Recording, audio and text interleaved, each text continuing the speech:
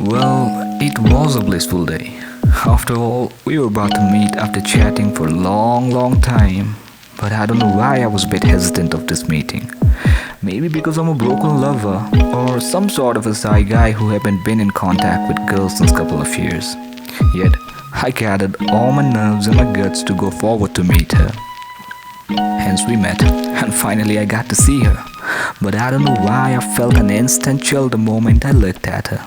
And I'm definitely sure it's not because of her beauty or charm, but it was definitely because of her presence before me. Actually, her charismatic eyes drew me towards her. And god damn it, her eyes were pure and attractive at the same time.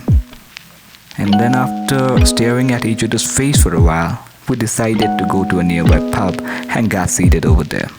Of course, inside a closed cabin, and started our conversation.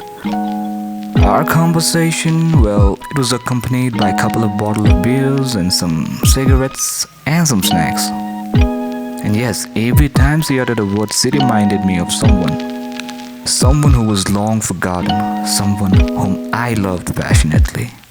I don't know why, but it felt like I was with my fucho. Oops, by the way, fucho was the nickname given by me to my ex-girlfriend. Well, to get back into this story, as the time passed, we got to know more about each other. And her every words, her every action, even her field of interest was familiar to me. She started sharing her problems. She shared her problems, her wants, her dreams and whatnot. And trust me, innocence was still clearly visible in her eyes. And maybe that's why I was not being able to take my eyes off her pupil.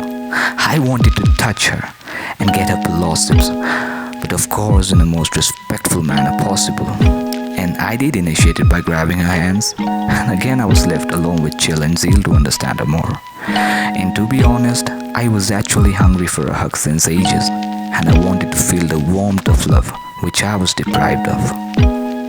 But I knew it wasn't possible until I patted on her back, which eventually progressed into a massage on a pain soldier and then to a hug, which I was in need of.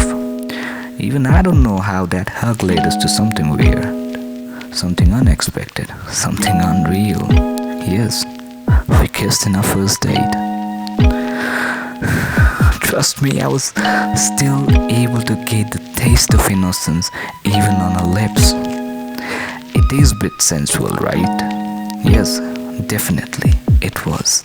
And maybe this was what destiny wanted from us. We were kissing passionately, and not even for a single second I thought I was kissing a stranger whom I have just met, until a sudden whisper with a heavy breath touched my ears.